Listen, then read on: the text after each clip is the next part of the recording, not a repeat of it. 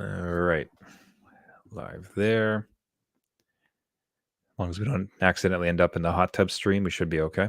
It might be if we podcasted from a hot tub, it might be the key to success.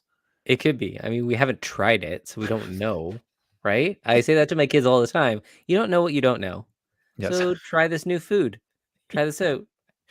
Just try to record with your electronics inside of a hot tub and see what's up. I know, right? I'll get one of those like $100 Walmart deals and like get a brick. It's got summers coming. Like it's actually kind of perfect. You don't already have one? I could haul mine out of the garage and just I'll do it like an old West cowboy where like I'll just have a big metal tub and I'll just like pour hot water into it. That'll be the hot tub. Perfect. I think that's a good match. That works. All right, and all of a sudden, like we're competing with Ninja on Twitch. Does he stream anymore? I don't know. I think he's bounced around a lot, so I'm not sure where he ended up. But oh, that's right. I think he went to the Microsoft. Microsoft launched something. And I know now there's Kick. Yeah, I don't know if he ended up there or back on Twitch, but God bless him. Hope millions of dollars. So yeah, successful. What can you say? All right, and with that, let's get the show on the road because we are live. The adult beverages are poured. The kids are asleep. Welcome to New Dad Gaming, a show about fatherhood, gaming, and new fathers figuring out their gaming lives. My name is Trevor, and I have an 8-year-old and a 6-year-old. And I'm Jeff. I have a 13-year-old and a 10-year-old. Each week, we come to you trying to show that just because you became a dad does not mean it's game over. Unless you are one of those fool adults who plays laser tag and takes it way too seriously. Way too far, yeah. Because in that case, it really should be game over. It really should be. I don't like stomping on anybody's bliss. Okay, this show is all about, look, like we play with little bits on a screen, jumping around on mushrooms and everything else. So like, it's not as if we have a great platform to stand upon. However, this all comes about because I believe in a couple weeks your kid is having a birthday party. Yes, so it's the 11 birthday party, and it was something that was put out like, what do you want to do? And of course, the default in my entire neighborhood and all my kids' friends is Laser Quest. Of course. That is where it's at. That's where every birthday is. That's where we always go. It's the default. But it's like something that like I now let the kids just go in by themselves. Obviously, they're old enough, and I stay out of it. I remember when I was in there, and it's just like this sweaty maze of yelling and screaming. Hey, would you like to go to a sweaty maze for your birthday? It really is. It's dark. It's dank. Well, there'll be insulting flashing lights too. Oh, yes. Don't you want all that? Isn't that fun? Don't you want to pay for that to happen to you? Well, I have just the place. Yeah, look, man, again, it's just, if you like to, I don't want to, again, I hate detracting it from what other people are doing, but it's, what I almost prefer is that if you consider yourself competitive in laser tag, I would like you to not compete randomly at kids' birthdays. It's maybe the bar, because inevitably I think I'm with you, and I'd love to hear from other gaming dads like what your current stance on Laser Quest is and laser tag. But I think I'm on you because every time it's one of my kids and all of their friends, and they go in and it's a whole birthday party, and then there's like 4 adults and they're just worming across the entire maze. Like I'll come around a corner and then they're just sitting there dancing because they don't want to hit me, and I'm standing still looking at them like, yeah, what are you doing? Like, just, I guess, shoot me, take your point. Like, congratulations on first place. You mopped the floor with those 6-year-olds. Like, good job. Here's your loot bag. You won. Oh, it bugs. It shouldn't get to me, but it gets to me every time. So every time it's like, hey, we're going to a birthday, and like it's laser tag. I'm like, I'm out. I don't want to play, man. Yeah, no, I'm with you, and it's kind of sucks when, you know, you have a birthday party there and you're paired up against just random people, because we don't have enough to like fill out the room, or I'm not paying double to rent out the entire room. So you're pitted against whoever's in the lion's den at that point, and you're just like, well, you're against all these adults, so have a fun Yeah. time. I don't know. And I'll put it this way too. I'll say like for me, where okay, I'm kind of pissy about it. Whatever. I'm a cranky old dad now. So be it. Yeah. What I Yeah. dislike more is just like, so you're first place, you're 36, you mop the floor with these kids, but it just meant that the kids didn't get to shoot each other a lot. Like you were constantly tagging them. Like you literally just taking away from these young children's joy with your dominance at Yeah. pew pew laser time. Yeah, and like I don't know if you do you give your kids a pep talk when they go in? Because I'm like, go in with the brightest colors. Go in and be that target and just Mm, have a blast and be mm, like, yeah, come out and get me. Like, and have fun because what's the point? Like, you've already had so mm, many goes at being the winner. Like, why not do the opposite and just have a mm, great time and give somebody else that win, right? Like, that's what I say to yeah. my kids. I'm not sure that these other people do that, but Yeah. I think it's more so, hey, have a good time. Like, try to move around a bit. Like, check everything out. Don't like camp. Just, don't like, move, camp. That like, is key. Don't no camping. like, move about. Like, Counter Strike rules. No yeah. camping. Okay. I think we could start a second podcast, which is just us complaining about laser tag. I don't want to get into it. Gaming dads, I don't know what your stance is. I'm on Team Jeff on this one. Yay. I don't, unless it's just my family, I don't think I ever plan to play it again. It's getting ruined by adults trying hard. So we'll move it. Speaking of adults trying hard, I've been trying hard to figure out what game to play next. Thank you, everybody who participated in the poll. You did not disappoint. Y'all hate Diablo. Y'all hate Diablo. That's it. Like it's not Total 0 votes for not a single Diablo vote. 4. You would think Blizzard would almost send somebody just to try to even it out, but clear winner with Horizon Zero Dawn with 66% of the vote. Elden Ring, and No Man's Sky tying second and third, like respectively, or tied for second, I suppose. But that is a very dominant victory. So here we go. Diving back in the world. I think I'm about halfway through the game. I'll see if my save file still exists or I've had to start from scratch. Oh no. Yeah. That's quite a it's not a super long game, but if you're halfway through, it's just like, do I Mm. want to play it from the start? But how are you feeling about this? Like Mm. Horizon, that's not It's just again one of those. I recall being upset with how long I waited to play it Oh right, yes. because it's just such an achievement. It's so much fun. Like it's so interesting. It plays off of some of the best parts of Assassin's Creed as far as open world and stealth and like kind of stomping around, slowly building yourself up. Like all parts that were just fantastic. So no, I'm excited to get back into it. There's a part of me that wishes I wish I could get it for PC because my PC is, more powerful than a PS4. See better Right. visuals, also do like streaming on it. But ultimately, yeah, I'm stoked. Hey, thanks everybody for voting. I might try to do a stream of it on Twitch, but game time has been really restricted lately, just with work and life. But Yeah. yeah, if I can maybe do a couple streams, it'd be kind of interesting to get that live. Nice. I'm looking forward to it. Yeah. I want to see these skills. The Well, story take driven. it easy. It's going all the way to the basement bargain like baby mode because I don't got time to get good at this game. That's fine. I appreciate it. Yeah. Oh, now next thing that we had called another tweet. Like speaking of Twitter, another thing that Jeff had posted up that was so interesting to me was the next story, and it actually does come from Retro Blast US, who put up a photo of the Hoth level on Nintendo 64. Yeah, Shadows of the Empire. Love this game. With the caption, to this day, still one of the best opening stages in a video game. Which is and, and Jeff, why don't you walk us through like your memories of this game? Because again, I just want everyone to place yourself back. Like the Pop Tarts are fresh. It's Saturday, you have no homework, you don't have to go anywhere, and you pop into your N64, Star Yes. Wars Shadows of the Empire, and you Yeah. are in your speed glider. Was the name of it? Snow Speeder. Snow Yeah. Speeder. Yep. Taking down and you see for the first time one of the AT-ATs. So walk me through, Jeff, like your memories of this game. Okay, so again, I was probably 10, 11, maybe at this point, maybe 12. This was a mind-blowing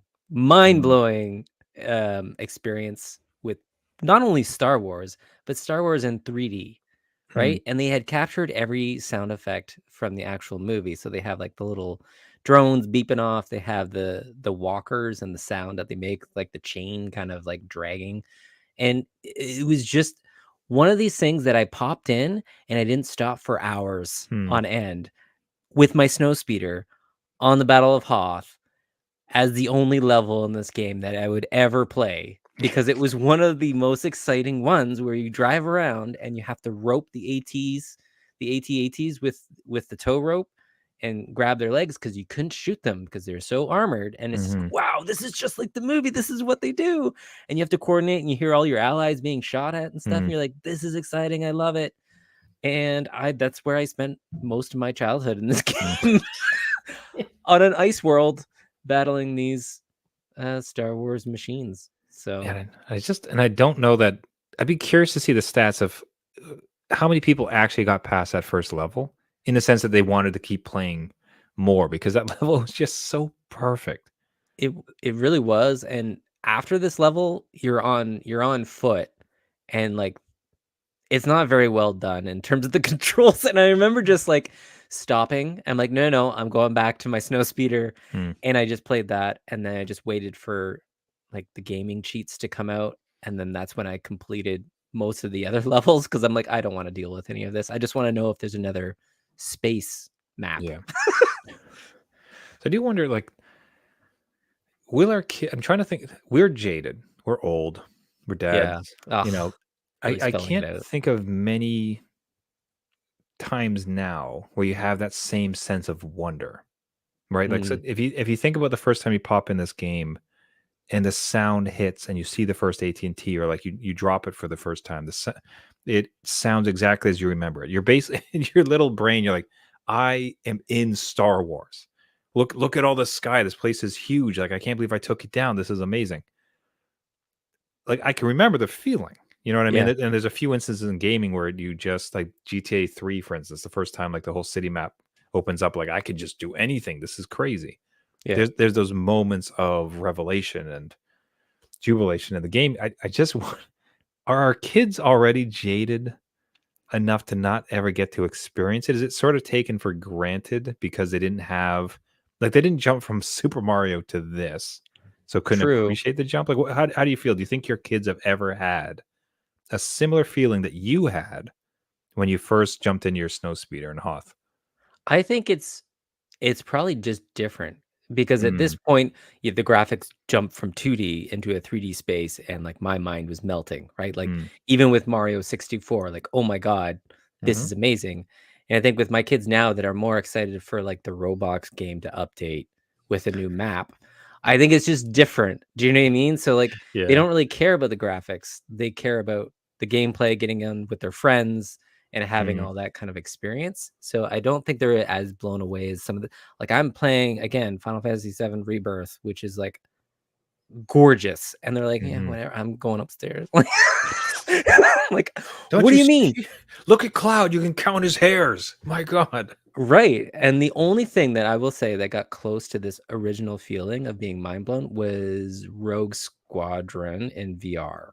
Like Oh, oh. that is insane, and I wish they had a Hoth level. I don't know if they've updated it and it would have a Hoth level, Hmm, but having your spaceship in a virtual space and having the lasers and the sound on your shields, like the hmm. goong, goong, goong, and it's trying to eat through the shields, brought me back to this. And I'm like, oh Okay. yeah, but no snow That speeders as far as if, unless there's a mod or something, I'd love it. But Yeah, I just wonder if that, so that is a phenomenal point. I think the last time I felt it would have been during my demo of the PSVR.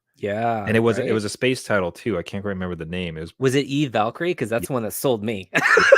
I was at the demo ones in the yep. shopping mall. I'm like, give me the space one. And they're like, we're not sure you got your VR legs. I'm like, space Give it now. to me. Hit me with it. So, that was probably the same thing. So some of those Yeah, moments in VR where it's just, what is this? I can't believe it. Like, this is, I'm in the 3D version of everything I've ever played. right. I'm in the Matrix. We did it. But again, my kids have like sampled VR, and it was He's like, "Yay! How do I get Roblox on it? Like, how do I do Minecraft?" Oh no, yeah. So it's different. So I don't know if it's a jadedness, if it is just your level of expectation keeps rising to meet. There's a novelty effect, obviously, right? Like eventually, Yeah. what is once new and novel starts to become just the baseline, and their baseline, unfortunately, is set so high. It's It- hard to think if they'd ever get that experience. So they're kind of missing out in a small way, I think. I can see where that can be an issue. And being a gaming parent, I feed my kids like a lot of games. I'm like, look at this experience. Look at this experience where I think we were on our own to figure it out. And we're like, oh my God, this thing's amazing. Jimmy was talking about it at recess and like he's painted, like hyped it up. And then you finally get to play it. And it's like this huge, wondrous thing where I'm like, hey kids, come and join these 90 games I get with this like subscription. Like, Every game you would ever want. yeah, yeah. Oh, hey. So anybody, all the gaming dads listening, if you have a similar memory, if you've been able to get that feeling for your kid with a particular experience, we'd really like to hear it. Reach out to us, newdadgaming.com or at newdadgaming.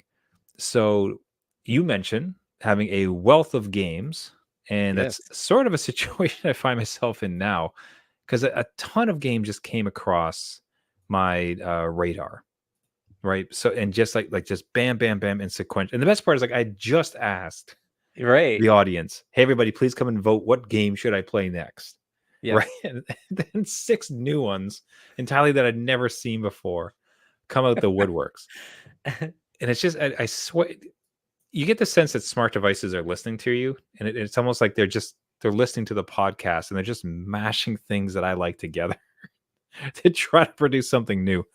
Although I will say, I almost wonder, before I get into these titles, they're all smaller ones produced by smaller teams.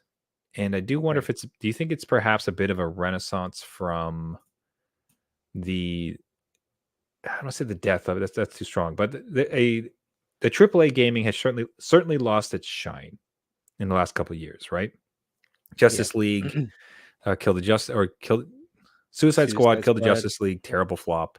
Yep. Marvel's Avengers, terrible flop. Some of the recent, there's a couple pirate ones that came out, none of them did very well. Like, so these huge, massive games just not doing great. The shine had been taken off a lot of AAA. Baldur's Gate comes out, unbelievable success, kind of AA, smaller thing. All the games that we're looking at now that I'm going to talk about are super tiny, like 8 to like 12 people teams, if not one for one of the games. Is it a renaissance in game development in the sense that, hey, look, the tools are just available now?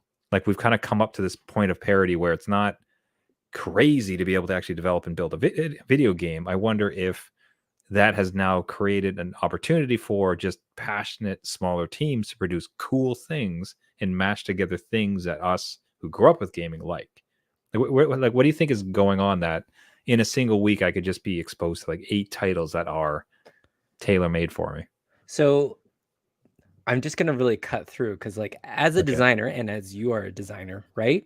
Hmm. I think in a AAA studio with lots of hierarchy and leadership, and everybody has their own kind of like, I want this to happen. I think a Hmm. lot of that vision gets watered down and a lot of Mm. the fun gets watered down. Like, how do we monetize Mm. it? How do we do this? Like, timelines and budget and all this stuff. Whereas I think the solo and smaller teams have to be like these really collaborative group of people, kind of like the Power World success, right? Like, we 1000%. just want to make a fun game. This is something that we would like to play. This is our vision. We're sticking to it. No one's really telling us what to do, right? We are all in it together and we're going to get this done. And then you can kind of see that, authenticity shine through. Whereas I think some of the other ones that you mentioned, like, I think one was like Skull and Bones, right? Mm. All you had to do was copy Black Flag out of Assassin's Creed, and you're like, you literally just couldn't do that because you It was had to be good. like, how do we make this different? How do we Uh, charge for stuff? How do we do cosmetics and all these other things that we should shove into a game? And I think that's where hmm. it gets diluted, and you're like, oh, this isn't fun anymore. And then you go to Yeah. these games, and you're like, yeah, this is what I want. This is what it is. These lasers, that is Yeah, a fantastic take. Almost it's almost crumbling under its own weight of I think expectation so. and requirements. It's like, well, we can't just make 1 million. We need to make 1 billion. So it's Right. service, which means we have to do this, and the next thing you know, it's just like a slog, as Yeah. opposed to, hey, can whales go in space? I don't care. Add something. This is great. I love it. Yeah.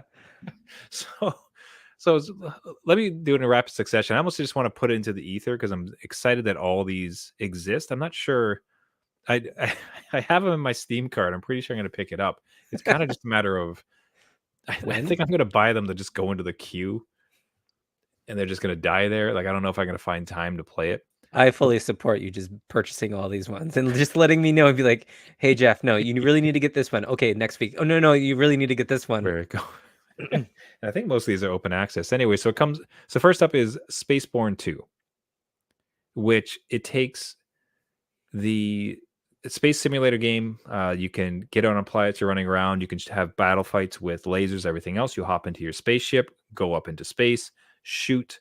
You get in a bunch of dog fights, but then can do some trading, jump between systems. So it's a lot. In a lot of ways, it's much of what Elite Dangerous is, while reducing some of the simulation part of it and making it more action adventure.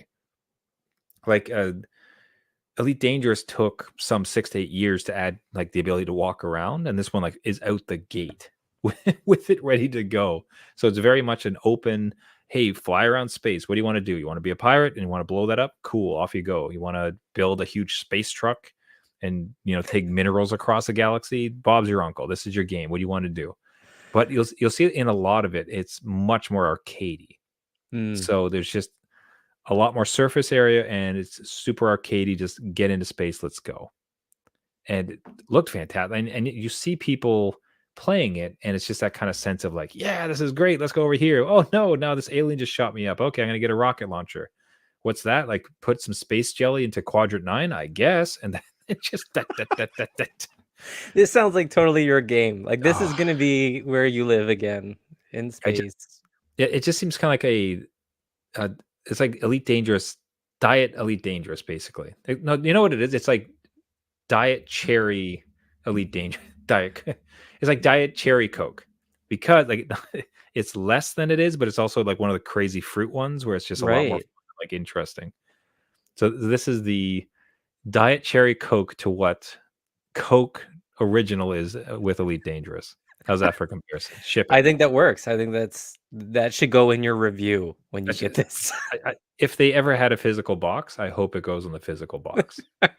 But hey, if you listeners like me, like No Man's Sky, like Elite Dangerous, like the space sim type stuff, check out Spaceborne 2. I think it's in early access. Okay, so now another darling, which this... So you saw that. I'd like you to introduce this one. You saw this game, and friend, we've been doing this now for 7 years. We've known each other for forever. Jeff, it's been like 20 years, dude. We missed our anniversary.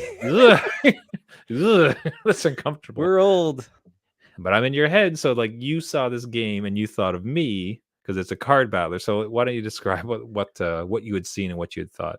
Immediately thought of Trevor with Balatro, this new deck builder kind of roguelite poker-esque game. And I'm like, oh my God, this is exactly what you've kind of been doing, trying to figure out your card games. And you ended up on Marvel Snap for a while. I'm like, this could be just a good supplement, not take it over, but like, hey, this actually might hit. And even I was drawn in with some of the graphics that are kind of like this, not retro, but like pixely. It's not too flashy. It's just having fun. And it just seems like the bunch of people that I saw streaming it were having a great time with it, and then lost all track of time. So they were really like drawn into it. I'm like, oh no, maybe I shouldn't suggest this. And then I just lost my train of thought. And I'm like, right before the show, I'm like, oh no, this game, you need to check this out. Have you heard of it? And that's when we kind of dove into it. So yeah. So 1,000%, it was in my cart at the time. Of like, as soon as Jeff said it to me, it's like, oh, because Steam had a deck builder sale. Right. Okay. And there's a bunch of them there, and I'm just like, I don't have bandwidth to learn a new one.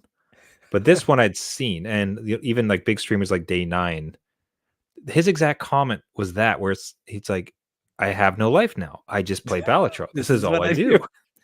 So his first reviews of it was very much, there's nothing else. This game just completely takes over. This is amazing. Right. So I was a bit hesitant because they do have a mobile version coming, which I thought that'd be a bit more. Now, so two problems. Like, I would like to stream this. I think this would be fun to stream. I think it leads to some really fun interactions with like the crowd and everything. I think I'll go ahead and purchase it. The challenge with the mobile port being is that this game, like very much to how we introduce these whole segment of games, this game is produced by one person. One person built this game, which again, if you look at it, it's like, yeah, it's not exactly. I can see it. Yeah. But it's within the first 8 hours, it had cleared $1 million. Why aren't we out there developing games, Trevor? I'm just saying. I think it's just Unity. Like, it's just like an open engine. This guy built a game, released it, and had $1 million. And well, the best part is, like, like, that's such a win. That's so fantastic. Like, that's what you want to hear, because you want to see these cool, interesting takes, these tight experiences from like genuine people who are just trying to build something. $1 million success. This is fantastic. It is so exciting. You will look at the dearth and the problems with the AAA space sometimes, and it can really weigh you down. It's like, this used to be the fun thing I used to do with my Capri Sun after I got home from school. Right? It's great, yeah. But then you see something like this, and it's like, it's alive. It's still happening. We're good, guys. Yeah, it's like something that I think if I was going to rent a game and spending the money on renting a game, and you saw these two up there, you'd be like, no, I want the fun one. I want the Look how much fun I could have with. Look at the reviews. Look at he's having a blast. Yeah. Reviews on The Run gave it 5 stars. I gotta get it. Well, there we go. Sending us way back. So Balatro, thank you for thinking of me. You were 100% right. I will be picking this up right after the show. Check it out on a stream coming soon at New Dad Gaming Podcast on Twitch. And then lastly, this one to me was very much, people have had such a blast trying to describe this game. So this game is titled Jump Ship. IGN did a really great review of it recently, and they try to describe it as, imagine if you took FTL and Helldivers 2 and oh no, what was the other one? What's the silly co-op one that looks like a PS1 game? Where it's like Borderlands? Is it? No. There was some Borderlands stuff into it because there's like upgrade type of stuff. But it's a recent one that hit big on Twitch for its like silly. There's 4 people, like you're in hazmat suits. It looks like PS1 graphics. This is gonna kill us. Lethal Company. Lethal Company. Yes. So you take all of those. Yeah. So FTL, Helldivers 2, Lethal Company, jam it all together. Jump Ship. So. Wow. Okay, that's a description. It's a lot. So 4 people get together and get put onto a ship, and the 4 of you chart a course across a planet trying to survive. And you can choose, like, collectively, okay, well, here's the map, here's the challenge. This is a little bit less, this is a little bit more. Greater risk, greater reward. You get materials. You can then upgrade. You can all upgrade your one ship. And then and you're not just going between. Like, one of you has to pilot. Okay, So one of you is actually flying the ship, and the rest of you are just running around trying to upgrade all the systems a la FTL, because you have to make it to your next destination. So that sounds really fun and chaotic. Oh yes, sir. Who's driving the ship? I thought you were. Oh God! Somebody put out there's fires. And then even like, I think what you need to see though is, like, on screen, what's happening is that when you arrive at one of your destinations and it's time to attack or like do your mission, you don't just get out, like, you jettison out and then start to jetpack across the land. So this is where we're not taking things as seriously anymore in a great way. And it's like, hey, what'd be fun? Well, we can make them walk. Forget that. Jetpacks, yeah. But so there is no PvP. It's all just PvE. Leveling kind of doesn't matter. So it's not so much about you, the individual. It's kind of what your ship is. Okay, cool. But you can bring kind of lesser players onto your more powerful ship. So it kind of just doesn't matter. Like, it gets at least like leveled out. So it's not a grind in the sense that you have to get the best gear so you can be quote unquote competitive or like useful to a team. But then who gets to fly? Okay, you fly. I'll take the turret. You man the engineering. Screaming silliness, fun. Okay, not to interrupt you, But but just like, all of that is amazing, and the footage that we're watching, Mhm. the ship is going through above the planet, and there's a guy that got out and is on the aft part of the ship Mhm. outside firing the gun Yes, sir. Just at shoot. these other ships. I'm like, oh my god, this is so cool. And then he's trying to repair where they're getting damaged. I'm like, this is amazing. This is almost like when the footage came up, I'm like, oh, this might have been what Starfield should have been. I'm not to like push down that game because Yeah, like it is what it is. It's fine, but it's just like this looks I don't know, a lot more fun. stories that comes out of it, right? Like you won't believe what happened in my game yesterday, Mhm. right? Like all this stuff happened, and I think that's what What I think again, what I the think as Skyrim well, adventures, right? Like that's what fit in here. man, and the if you're gonna try to be negative about it, what you might say is like, "Oh, they're just trying to cash in on Helldivers 2 success," Oh, right? okay, yeah, yeah. However, there like, this is a game, like, there's no way that Helldivers came out, and since that time, they've just built it. Oh It's yeah, more of no, it's no. more a coincidence in that they were producing this game, and by the way, this is it's like they're Swedish or ice. I think it's Swedish. It's a team of 12 people. They work in a basement. It's just like a tiny little team, and they built out this entire thing. I So, mean, it looks fantastic. If they add a hot level, man, why not? They could. They just they could. absolutely could. Why I'm not? telling you, do it. I mean, please. It's Hopefully, it is just all about fun, right? There'd be no reason for them not to. yeah. So, it's so encouraging, guys. Like, I encourage any of the gaming dads to listening. Go check out those games: Spaceborne 2, Balatro, Jump Ship. And I think Jump Ship especially, I think that's going to play really well for some gaming dad shenanigans. So the intention was, by the way, so we've reached out to a couple of gaming dads. I want to get some Helldivers gameplay going.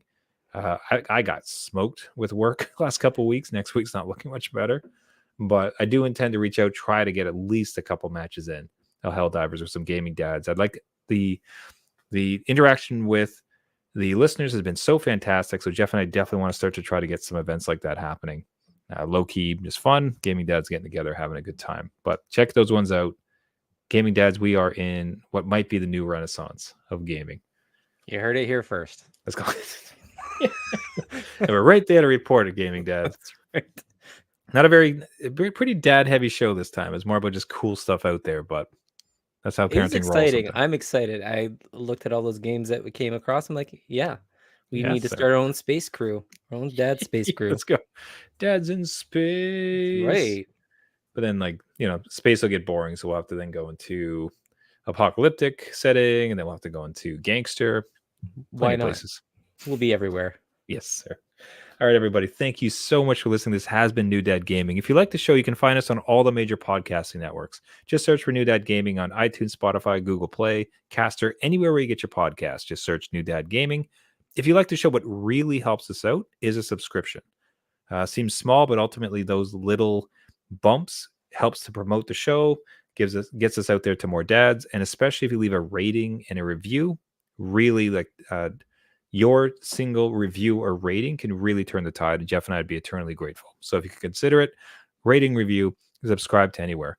If you'd like to interact with us, like I said, one of the greatest parts of the show, we ran a poll. We now have set in stone what I will play and beat next Right. with Horizon Zero Dawn.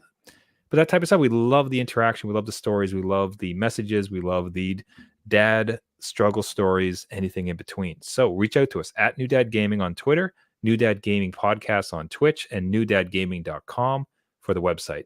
Love to hear from you.